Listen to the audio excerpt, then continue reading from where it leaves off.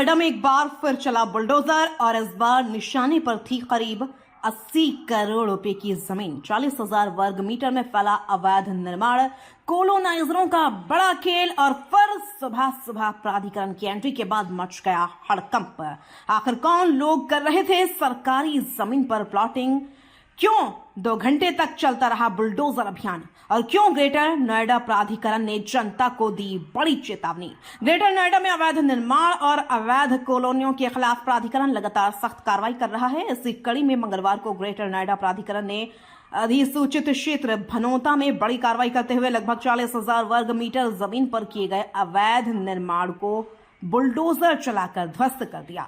बताया जा रहा है कि इस जमीन की अनुमानित कीमत करीब 80 करोड़ रुपए है। प्राधिकरण के अधिकारियों के मुताबिक यहां अवैध प्लॉटिंग की तैयारी चल रही थी और कोलोनाइजर सरकारी जमीन पर कब्जा जमाने की कोशिश में थे।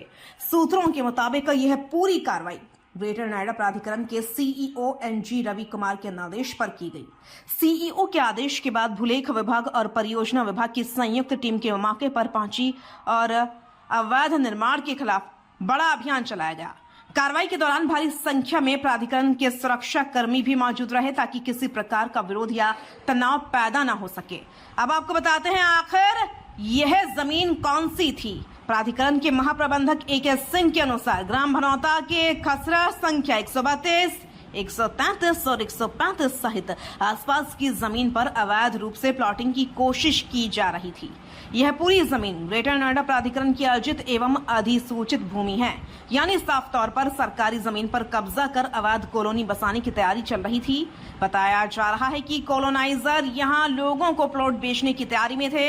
अगर समय रहते कार्रवाई न होती तो सैकड़ों लोगों की गाढ़ी कमाई फंस सकती थी। मंगलवार सुबह जैसे ही प्राधिकरण की टीम भनौता पहुंची, इलाके में हड़कंप मच गया। बुलडोजर और जेसीबी मशीनों की मदद से अवैध निर्माण को तोड़ना शुरू किया गया। करीब 2 घंटे तक लगातार कार्रवाई चलती रही। टीम ने अवैध दीवारें, प्लॉटिंग के लिए बनाई गई संरचनाएं और कब्जे से जुड़े निर्माण ध्वस्त कर दिए। पूरे अभियान के दौरान सुरक्षा के कड़े इंतजाम किए गए थे। इस कार्रवाई के नेतृत्व वर्क सर्किल 2 के वरिष्ठ प्रबंधक प्रदीप कुमार ने किया। उनके साथ प्रबंधक रोहित गुप्ता, प्रबंधक अभिषेक सिंह और सहायक प्रबंधक मनोज चौधरी मौजूद रहे। इन अधिकारियों की टीम ने मौके पर पूरी कार्रवाई को मॉनिटर किया। ग्रेटर नोएडा प्राधिकरण के ACEO सुमित यादव ने इस कार्रवाई के बाद बड़ा बयान दिया। उन्होंने साफ कहा कि अधिसूचित क्षेत्र में बिना अनुमति या नक्शा पास कराए किसी भी प्रकार का निर्माण किया गया तो उसके खिलाफ कड़ी कार्रवाई होगी। उन्होंने लोगों से अपील की कि ग्रेटर नोएडा में कहीं भी जमीन खरीदने से पहले प्राधिकरण के भूलेख विभाग से पूरी जानकारी जरूर लें, क्योंकि कई बार लोग सस्ते प्लॉट के लालच में अपनी जीवन भर की कमाई अवैध कॉलोनियों में लगा देते हैं और बाद में जब बुलडोजर चलता है तो सबसे ज्यादा नुकसान आम लोगों को उठाना पड़ता है। यह कार्रवाई सिर्फ अवैध निर्माण हटाने तक सीमित नहीं है, बल्कि यह उन लोगों के लिए भी बड़ा संदेश है जो सरकारी जमीन पर कब्जा कर अवैध कॉलोनियां बसाने का नेटवर्क चला रहे हैं। ग्रेटर नोएडा और NCR में पिछले कुछ वर्षों में अवैध प्लॉटिंग तेजी से बढ़ी है। कई लोग बिना जांच पड़ताल के जमीन खरीद लेते हैं और बाद में कानूनी विवाद में फंस जाते हैं। इसलिए प्राधिकरण लगातार लोगों को जागरूक करने की कोशिश कर रहा है। लेकिन सवाल यह भी है, क्या सिर्फ बुलडोजर चलाने से अवैध कॉलोनियों का खेल खत्म हो जाएगा?